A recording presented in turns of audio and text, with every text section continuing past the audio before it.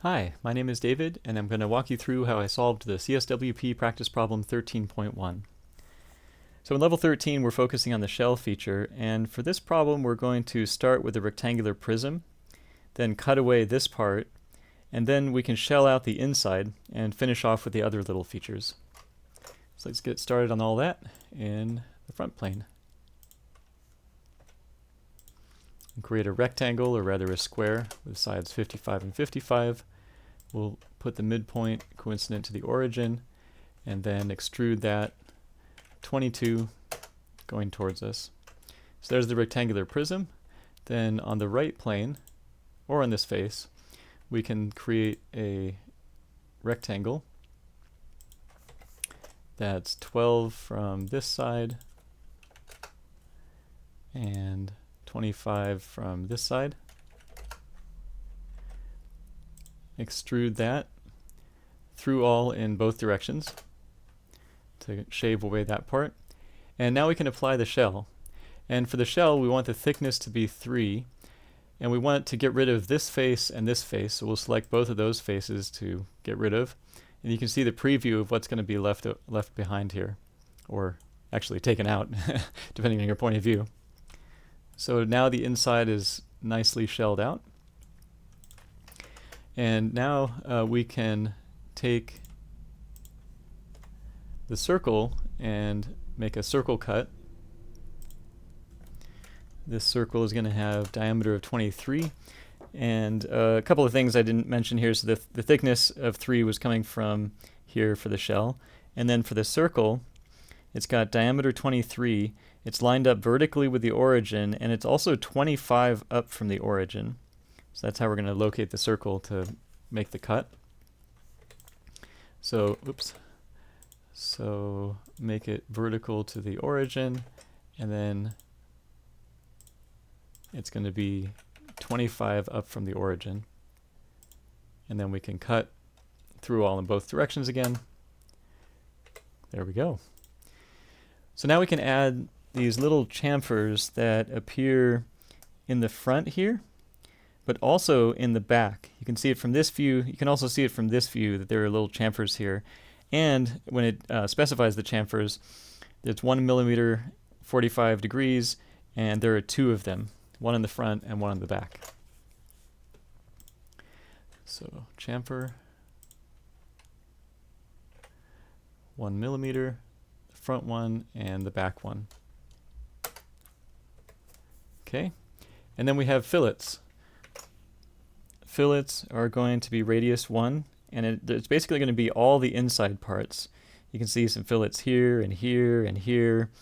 All the inside parts, not these outer edges like here or here, but every inner edge is going to be filleted. So let's jump into fillet, radius 1, and then start grabbing all of those edges.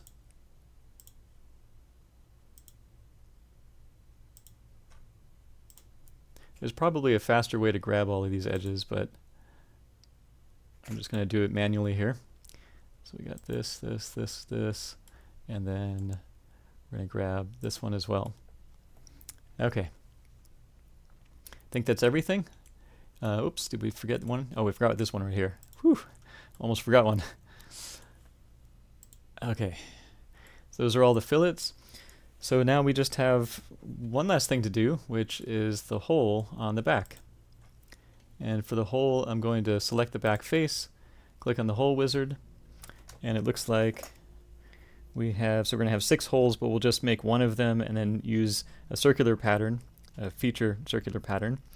Each of these holes are counter sink holes, and then M2 flathead machine screw. We got 6 of them. Okay, so we're going to select countersink. We'll go to ANSI metric, flathead screw, which is kind of the closest to flathead machine screw, and actually it'll probably change the text when we get over and create the feature. And then M2, and then for fit I just put normal, and then condition, we have to be a little bit careful here because we don't want these to go all the way through. We just want them to go up to this surface here, or up to the next surface. So I have up to next selected. If you have through all as your default, it might start punching holes through this front face. But we're going to do up to next, and that should work fine. Okay, now for the position, I'll just put this one here, and then we'll try to lock it down onto a circle that's centered like these other circles with diameter 32. And we're going to make this one for construction. And then we're going to make sure this point is, make sure this point is number 1, vertically aligned with the origin, and number 2, coincident to this circle. So just like it is in the picture here. So this circle has diameter 32. We're going to punch the first hole right up here. Okay, so we can hit the green check, and that hole is done. And now we can pattern that. So we'll do a circular pattern in the direction of one of these circles here. We want 6 of them. Hit the green check, and now we've got 6 of them. Great.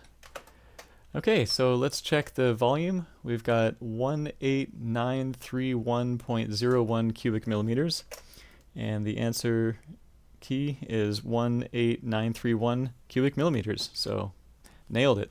All right, thanks so much for watching. Take care and keep studying.